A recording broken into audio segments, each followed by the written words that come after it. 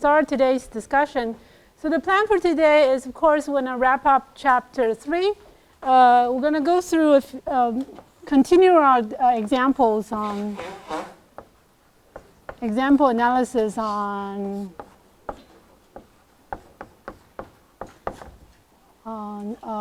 rectifier circuit. And then what we're going to do is and then do some summary discussion. So basically, we're just going to do some summary as to what you need to know in chapter 3, and you need to prepare yourself for quizzes and exam follow-up. So we're going to start chapter 4. So we're going to, after we wrap up the diode circuit, we're going to move on to the next level, which is transistors. So we're going to talk about called the bipolar. So chapter 4 will mainly on this. We'll go back to device physics and talk about bipolar junction transistors. So this is actually the first transistors we're going to talk about. Its basic operation, what is the physical structure, the basic mechanism as to how does this transistor function. The basic idea, other than a diode, is that you have a third terminal which controls the current of a opposite terminal. So how does the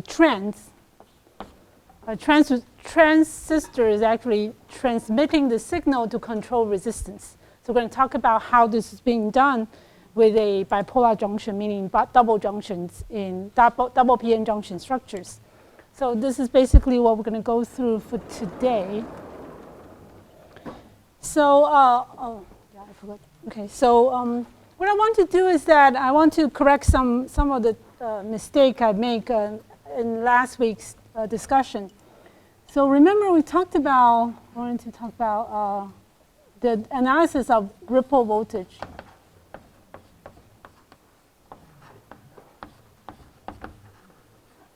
So in our derivation of ripple voltage, the basic idea is that you have this cycle. So there's always the changing in time scale, which is somewhat confusing, but let me just make the correction. So what happened is that if you look at the response, this is my input, Vn as a function of time. So the corresponding response will look something like this. There will be a difference. Let me just make sure that we're not in the first cycle, otherwise it's confusing. So this, we typically shift our scale to this level. This is T prom, and this T prom equals to, I should say,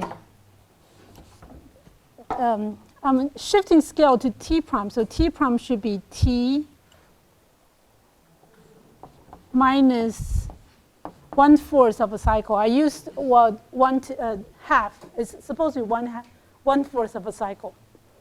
So if I'm shifting the scale to the green, so if I'm shifting scale, this is the T prom scale, then this will be T prom equals to 0, right? So you start at T prom equals to 0, that's your peak level. And the voltage is supposed to, from this point, is supposed to drop, right? And then it comes up, and then it drops. Right? That's the basic idea of how you find your ripple voltage.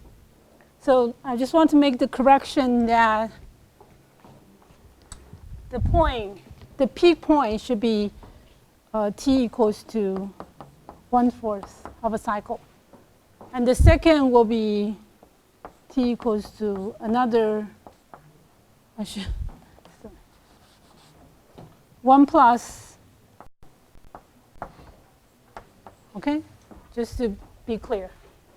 So from here to here, if you're drawing in the green scale, so this will be T, right? This will be T prom equals to T.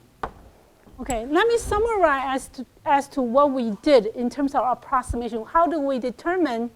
We want to determine this. So the definition of ripple is the peak value and this. This is called the TR. Okay? So the ripple is defined as to if there is a shift. Let's say if this is a shift of delta T. Okay? So the definition of the ripple is VR is your peak value. Our peak value is VP minus, this is VP minus VD. So the output, the peak value of your output, I should say, let me write it this way. V out peak minus your voltage V out at T equal, if I'm using the T scale, it should be minus delta T. So shift from its center off by a delta T, right? So this should be your VR. Okay? So what is our approximation? We approximate two things. First, I want to find out the slope. In order to find this difference, I make two approximations. One is to assume that this is a linear slope. So how do I determine the slope? Is dV out dt during the off cycle. I'm saying during the off cycle, meaning that the diode's on is RC decay, right? So I know that VL equals to the VP minus VD on. If you go back to your equation minus T prom R low C1. This is the equation. Okay? So if I want to find out this, I make an approximation. I assume that the slope is a constant. So which one do I use? Which point do I use? I use the derivation. So you do the derivative of this, and you get R1 C1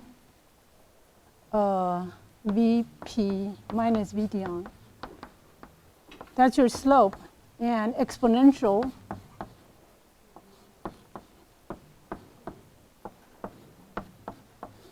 I'm using, because this is your derivative of this. You get this out. So we're assuming we're using the slope at 0, at t minus equals to 0. So you're using t minus. So this is the approximation. This is the same as Taylor expansion, is that you use the slope at the center to project this. You're assuming that's a linear response. It's actually not. It's exponential. But because in most cases, RC is much, much larger, so you can use this point, the slope of this, to approximate the slope of the whole duration, the off cycle. So this is the first approximation. I'm using the slope. So this is the first approximation I want you to be aware of. So let me highlight. This is the first time I'm using this. I'm using the slope at the beginning to project the whole slope.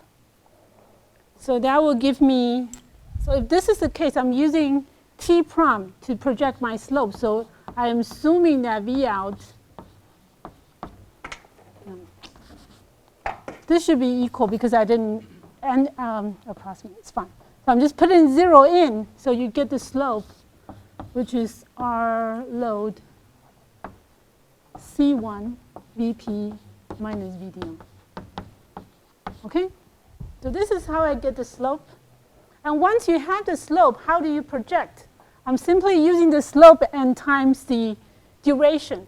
So this is another approximation. What I do is that I assume that because, the second thing is that because, let me use here. Because you assume delta T, the charging period is very, very small. So the second approximation, so this is the first approximation, you use a linear slope to project. The second approximation is that you assume that V out at T equals to, this is past cycle, right? Equals to V out at t equals 2. Okay? So what does that mean? This simply means that I'm assuming that because this is very small, so I'm assuming that this point, if I'm using this projection line to project this point, this is very, very close. So I'm assuming this equals to that. Okay? So I'm making two assumptions. Once again, I'm using linear projection, Taylor expansion.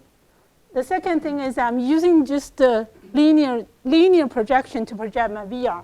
So in order to find VR, because I'm assuming this is the same, so that my VR can be readjusted as to the difference between the two. So simply using the triangle, right? So if I'm using the triangle, I know the slope. So VR will simply be the slope, which is dV out dt. Once again, assuming at t prime equals to 0, I'm using this and times the whole duration. It's supposed to be t minus delta t. I'm ignoring the delta t. So the whole duration will be t. So that's how you get the final ripple. Okay? Times t. Okay? So let me emphasize again. You make two approximations. One, you assume that slope is constant throughout the off cycle. Second is that you're assuming that this is close enough, therefore there's mainly no difference. So you simply use this point to project this point. So these are the assumptions that we made in order to get this linear equation. Okay? So this is just to clarify how one projects the ripple voltage. Okay? So the next part I wanted to discuss, aside from going to the very complicated discharging example, before going to the example, I want to go through the main discussion of the textbook, which is, aside from having if you look at this problem, is that the downtime is actually very long, and you're not using the negative half cycles. So we're going to talk about the next structure, which is called the full wave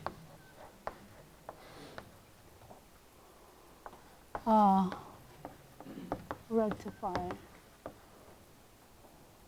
Okay.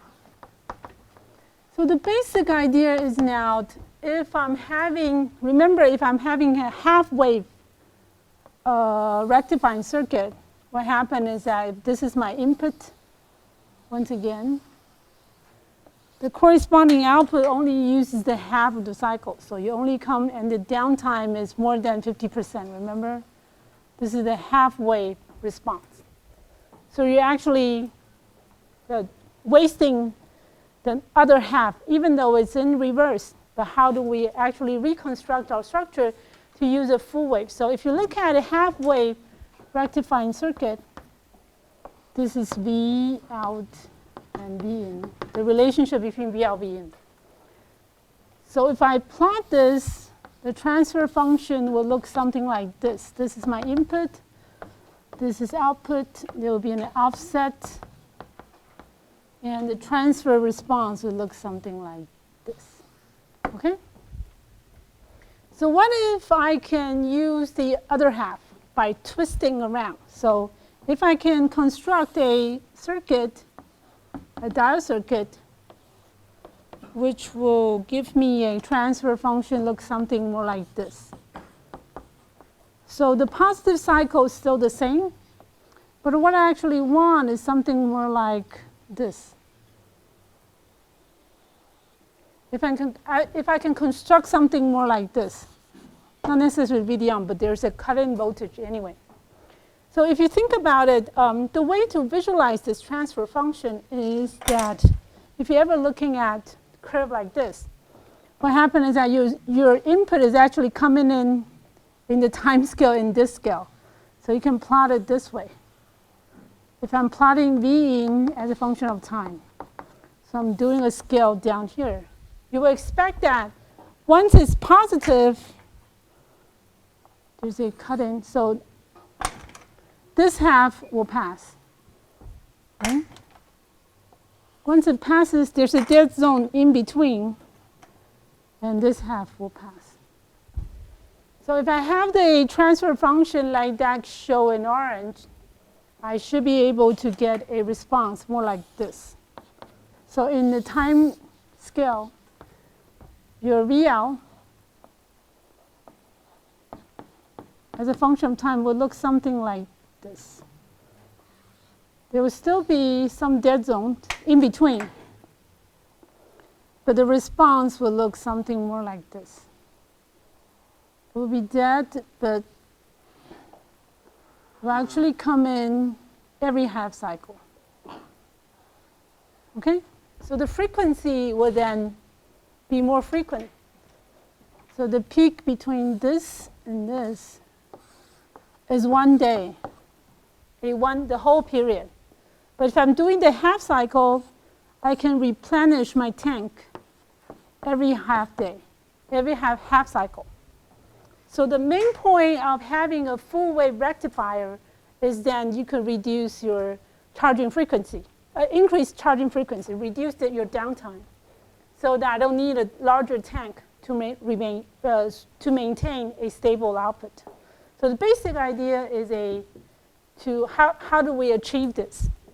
The basic idea is to use up the negative half cycle. Okay? So we're going to introduce a most commonly used structure, which is called the bridge.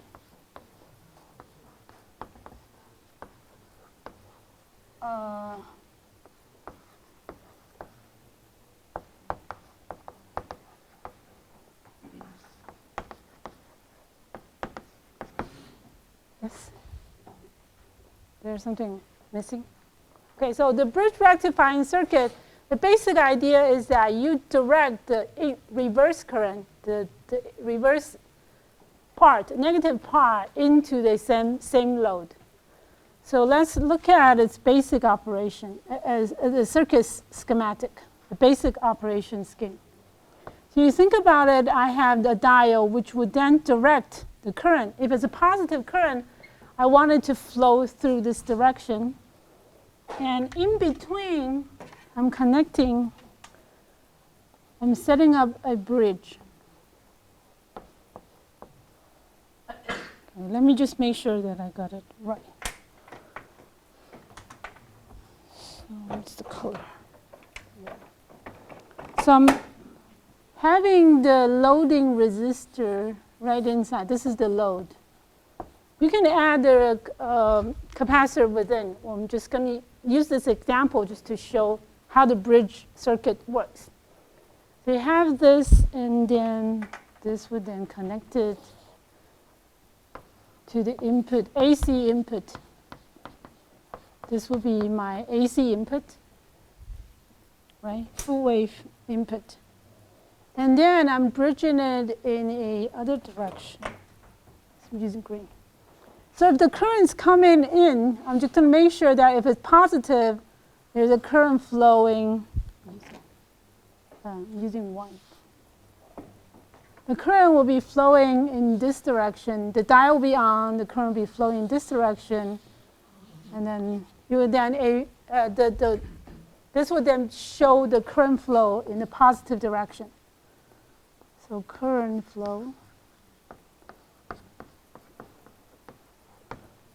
When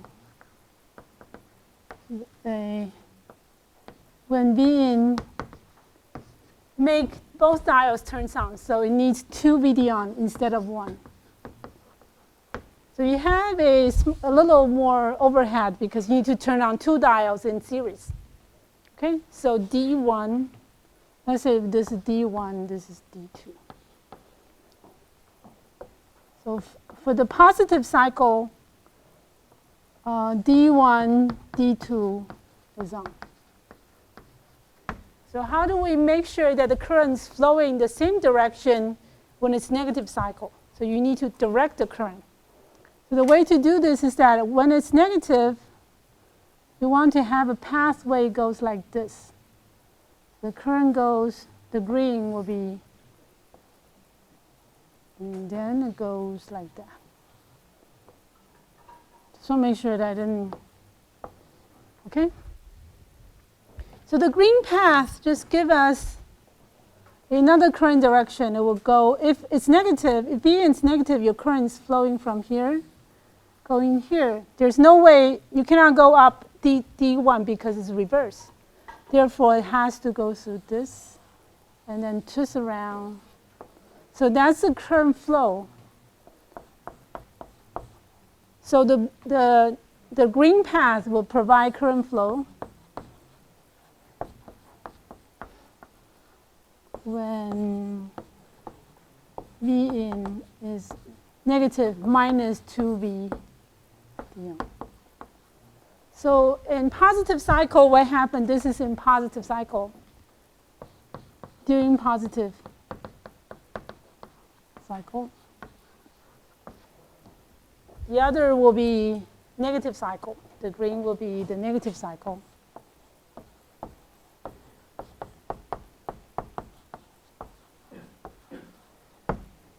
Okay? So let me, there will be D3. There will be 4 diodes, D4. So 3 and 4 is on during negative cycles. And you might wonder, why do I need 2 diodes instead of 1? I can have 1 diode that connect. I can have only 1 diode to direct the current. Why do I need 2 police? 2 diodes. Why do I need 2 diodes? Okay, first let me highlight, because of this structured architecture, you're allowing current flow. Let me highlight the current flow. If you're looking at this node, this will be VL, positive VL negative.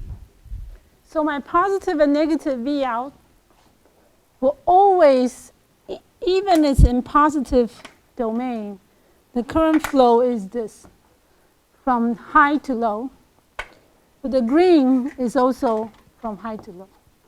So the current provided on a load will always be in one direction because of the directing factor of the diode, the bridge structure, bridge rectifying circuit. So let me go back to the question, why do I need 2 diodes? You think about it. If I only have 1 diode, I could direct this. I don't need these 2. Why? Think about it. Okay, I'll let you think, but there's a reason for that. Okay? Okay, so what happened is that if I have this, what is the corresponding results? So I would then expect, once again, let me draw this time domain plot. This will be the time scale. This is my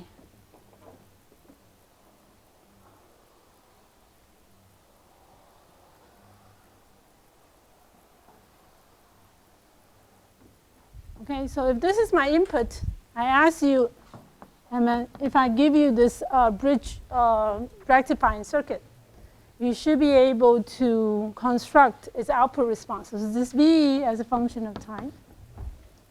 And there will be a peak level. So your response will be somewhat different. There's actually 2 basic differences. One is that it will go like this. If I'm simply using a resistive load, what happens is that it will look something like this, right? And it's set, and then there's a dead zone. The difference will then become, this will then, your peak level will be VP minus, let me make sure that I got it. So your peak level will be slightly lower, will be VP minus 2 times VDI. As I said, the main cost, your overhead of having 2 diodes in series is that you need 2 diode, 2 bias, 2 voltage drop on the diode in order for the pathway to turn on. So it will be slightly lower than a half wave counterpart. Let me sort of emphasize. Okay. So they actually experience a little bit more in terms of the the cost. Typically, we refer this as your overhead, how much you need to pay in order for this to happen. So you have overhead. But then you can reduce the size of your, I should have drawn in here because I have another half cycle. So it come up and then go down. Okay? This is actually slightly longer because this time will be slightly longer. The dead zone will be slightly wider because I need 2 VD-on. Therefore, the turning up. Okay, this will then be 2 VD-on instead of 1. Once again, this is the difference between the two will be 2 VD-on. Okay.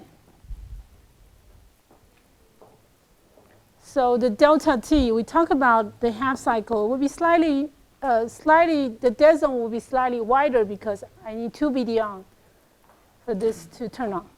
Okay? But then the frequency will be smaller. The frequency will be higher. I should say the period of charging will be less, will be improved by half. Okay? Let me see what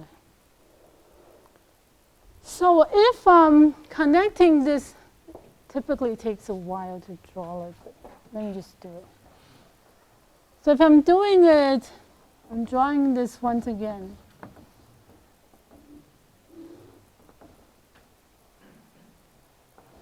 Just make sure that I've made a mistake.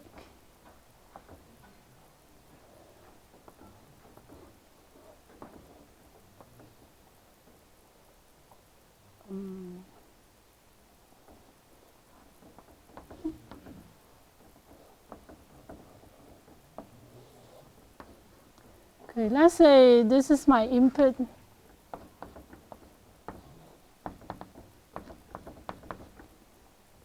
I want to highlight once again is that the input and output does not share the same ground. It doesn't really matter because I'm having an AC signal. So if this is my DC, I'm setting it up out here and to construct my load. And I'm adding a capacitor to stabilize it. Okay, so the response of adding a capacitor will be very similar to our previous analysis. The only difference is that if I'm following the same approximation, my slope,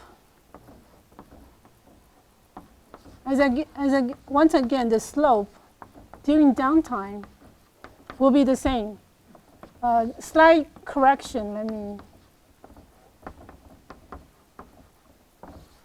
divided by R1, R load C1. Okay? So in this case, it's also dropping. I'm following the same guideline. I'm using this point, the slope at this point, to project the decay, right? So the only difference is that my peak level actually is, there's a 2 here. Okay, my peak level changes. So the difference from the half cycle counterpart is that your peak level actually changes. Therefore, your slope changes a little bit because of the derivative depends on your peak level. And the second thing, of course, is then the duration. So the time between this will then reduce to 1/2. Therefore, the ripple voltage determined by the slope times duration. Right? So my slope will be RC C1 VP minus 2 times VD-on.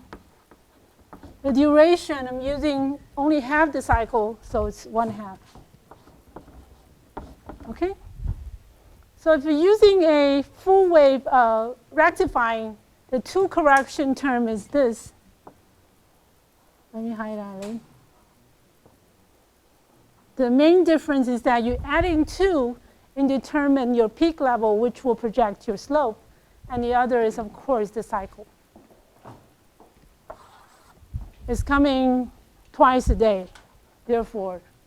The frequency increases, therefore, the charging frequency increases, therefore, you're expecting, if it's the same setting, you're expecting your ripple voltage will reduce by almost half if this is negligible. If this 2 is negligible, meaning that if VP is larger, much larger than this, then it will actually reduce it by half because you assume the slope is similar and it's charging up every half a day rather than a day. Okay? That's good. So what I would like to do is then we'll go into in 2 examples. I'm going to discuss the full wave rectifying, a design example, and then go back to the question we didn't finish last time. And then that will be the end of chapter 3. So let's go through a design example. So let's say if I have a full wave rectifying circuit looks something like that. And let me just draw it. Okay? So once again, the ground the grounds of these 2 input and output do not have to be the same. It can be a separate ground. This will be your DC ground. So let me highlight this. This will be my DC ground. And this will be your input ground. Typically, if you have an AC signal, the ground is not that relevant. So you would then have a separate DC ground away from your input terminal.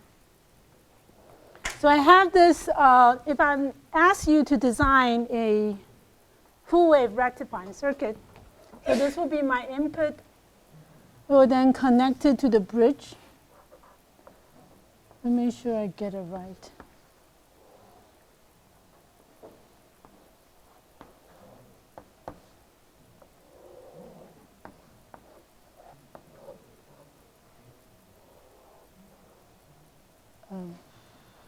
Let me show that I got it. I got it right. So this will be my rectifying circuit. So I'm also connected it out. This will be my AC part. And then I'm connected it up to the load. I will then provide a loading AC1.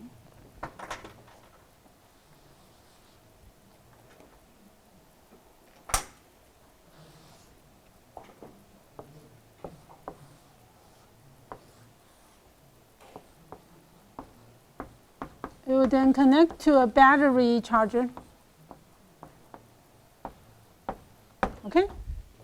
So I'm using a full wave rectifier to fulfill battery charging efficiency, efficient battery charging. So let me give you a spec. I would like to design, ask you to design, let me give the number.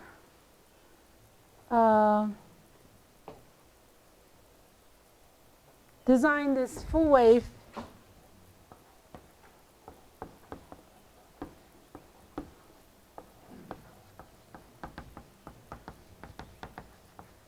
providing a supply voltage to the battery. You want to give a supply voltage of 3.6 volts. And up to, let me get the number right, up to 2 watts. So the power, the maximum power is supposed to provide is 2 watts. Just so you know. Okay? 3.6 volt, 2 watts battery charger. So what we need to do, and then we're assuming that you already have these diodes D1 to D4. using constant voltage model, VD on equals to 0.8 volt. So you assume that you're given these 4 diodes with a constant voltage model of 0.8. So what is needed in the circuit for you to design? You already construct this circuit.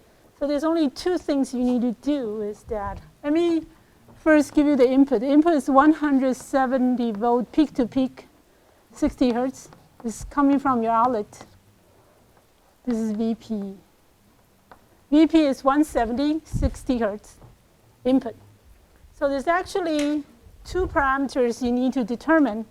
You already had the diode. You need to find a transformer. So what's supposed to be your peak input voltage here after transforming? And then what is the, so you need to find 2 things. One is N. The second is C1. So how do you determine your N and C1 so that it could deliver a stable voltage of 3.6 volt, 2 watts. And I forgot to give the spec. Another is that you want to make sure that your ripple is less than 0.2 volt. Okay? So once we give you the spec, these are called the design problem. We're going to encounter a lot of design problems that if I give you the spec, which is the constraint of what you need to deliver to your customer, what do you need to determine in your design in order to fulfill these needs? Okay? So let's look at how we approach this issue. First of all, we need to determine the first part, N. So how does one start by determining N? We need to know that what is the peak level on this after transforming. So the peak level, V in peak, V in max, I should say prom, because it's after transformer, is actually, we know that minus VD on, because it's a full wave rectifying should provide your peak supply voltage, right? So we know that my V in, I should say peak,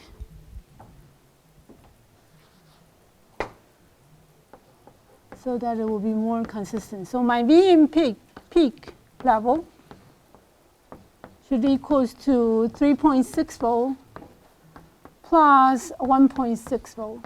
That's 5.2. Okay? So how does one determine your N? The N should be N. Therefore, N is your input peak level, which is 170 divided by 5.2. That gives us about 33 rounds. 33 ratio. The ratio between the coil ratio between the two should be 33. So this is pretty straightforward. This is our first part. Okay? The second part is that you pick your capacitors. Of course, you can always get a big one, but you need to know how big it has to be and what is the minimum size you want in order to still fulfill the need. So this is actually limited by, of course, by the ripple voltage. So first of all, let's find out what the ripple voltage is. In this case, because there's no resistance.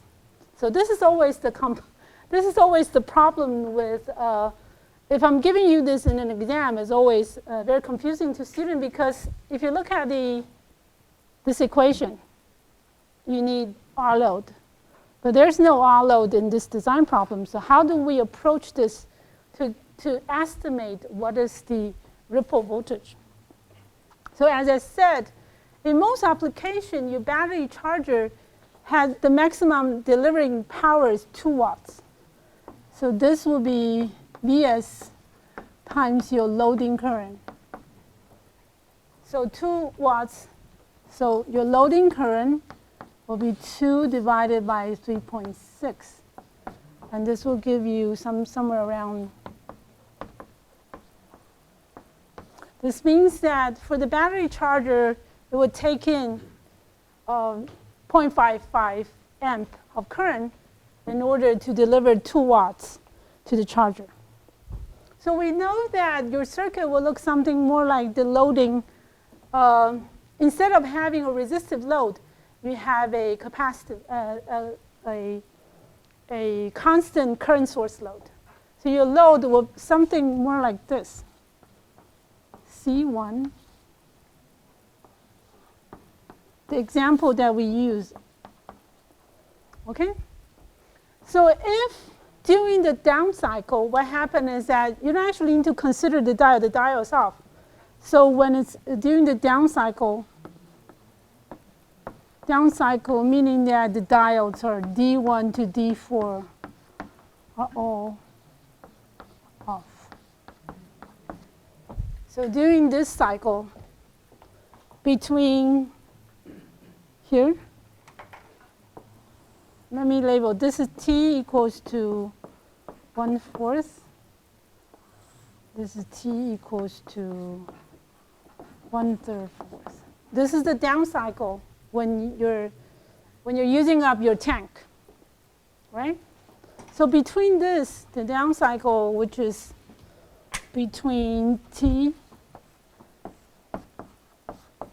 I'm assuming approximately because there's supposedly a little charging time. We're not considering about that. We're just assuming that this is the whole downtime, approximately. So between this down cycle, only half of the cycle. Okay? Between this time, you're actually seeing your equivalent circuit will look something like this because all the diodes are off. So you're on your own. You're using the charge. So this will be our current. This is IC, this is IL. So IC equals to minus IL. And what is IC? IC equals to C1 dV out dt. Let me highlight it. This is my V out. Right? So from here, I could actually get my dV out dt. So if you're using the slope idea, once you get the slope, you can actually use this to project. So the slope will be C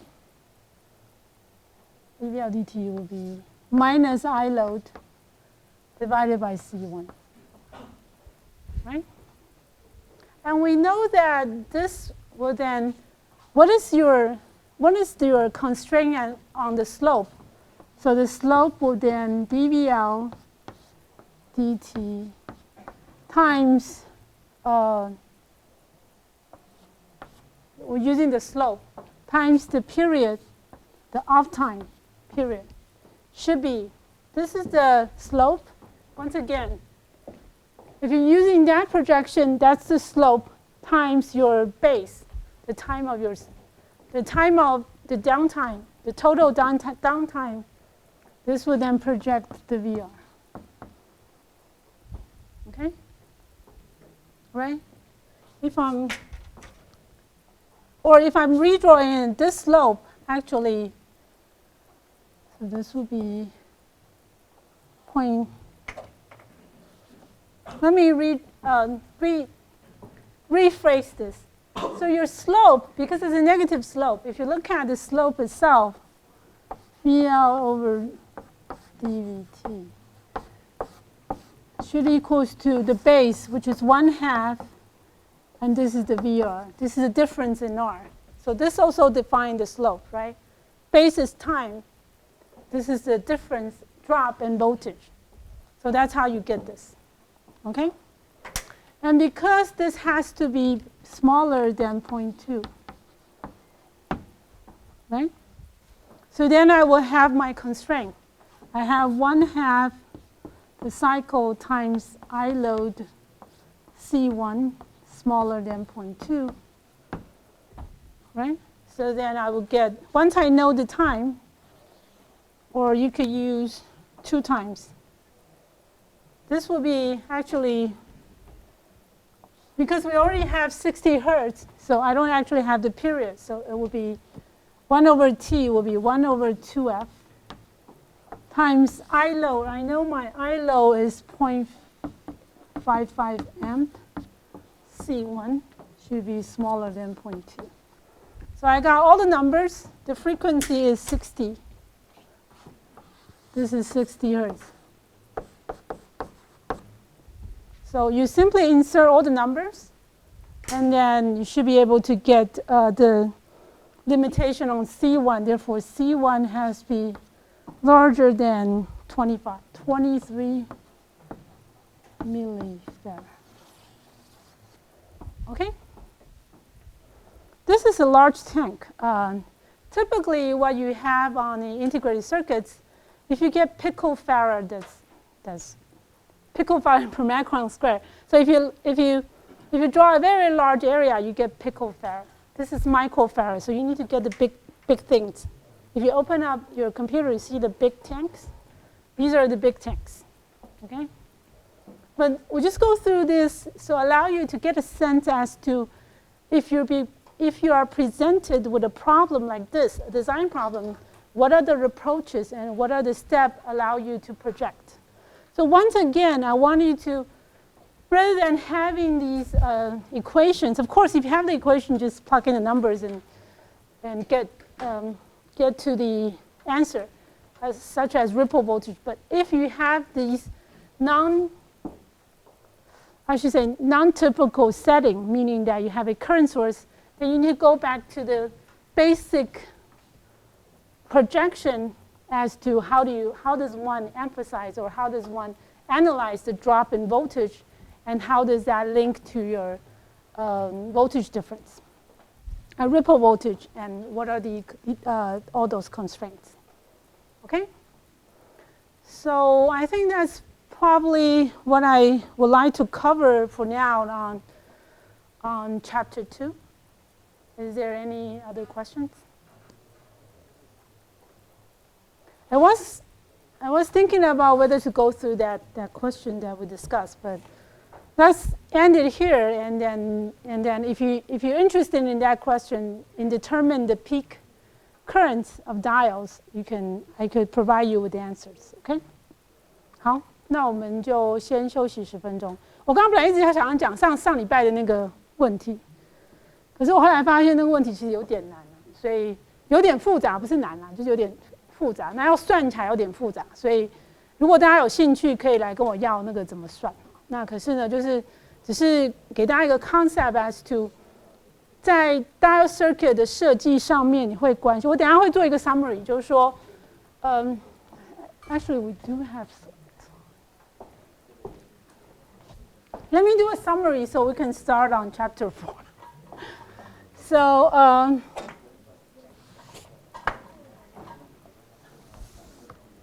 So for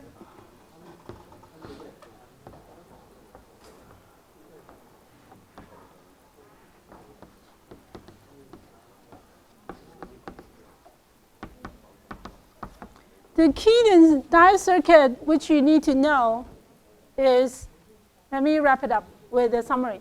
So on diode circuit, what you need to know, first of all, you need to know how to get transfer functions. Remember, we start by having all these transfer functions. So just to give you a big sense as the transfer function occurs.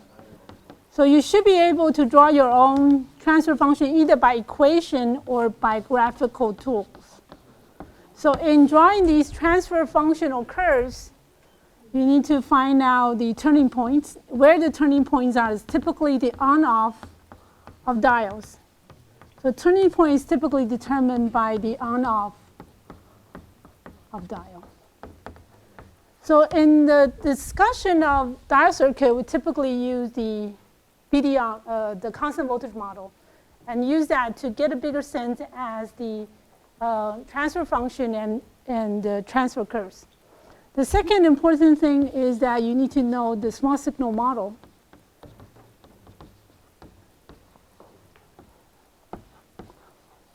And analysis.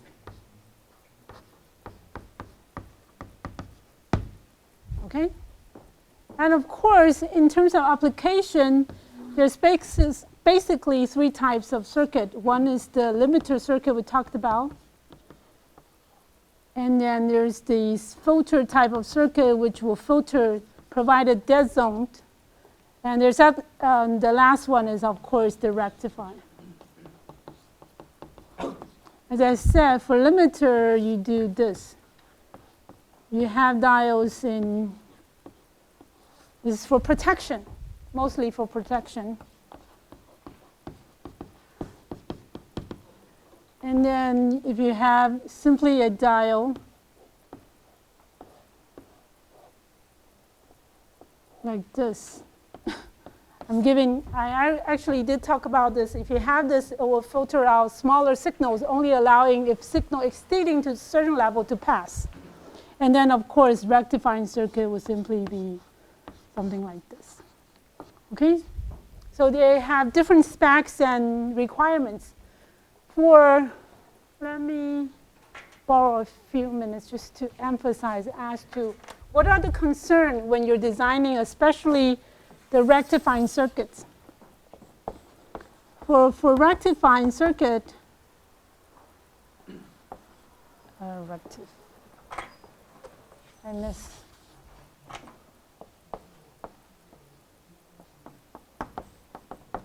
For rectifying circuit, the key parameter, of course, is your ripple voltage. How much can you maintain a stable output? And the second part is, we already discussed a little bit, is that you want to make sure that your diode provides maximum enough current. The other is that you want to make sure that your breakdown is high enough.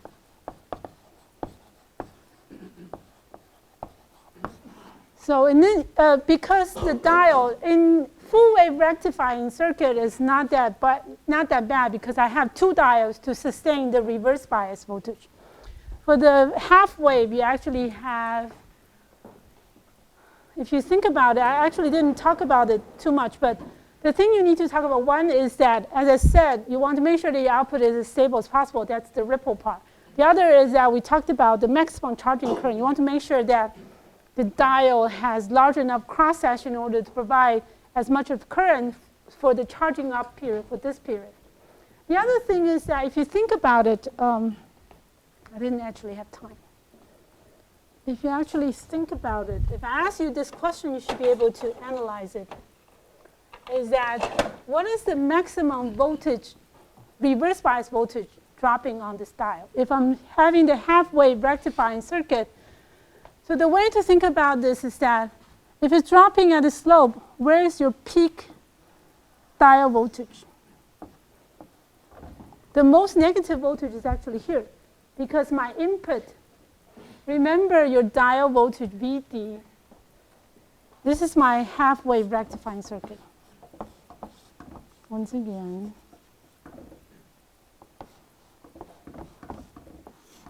R load C1. This is VR. Okay? This is VD.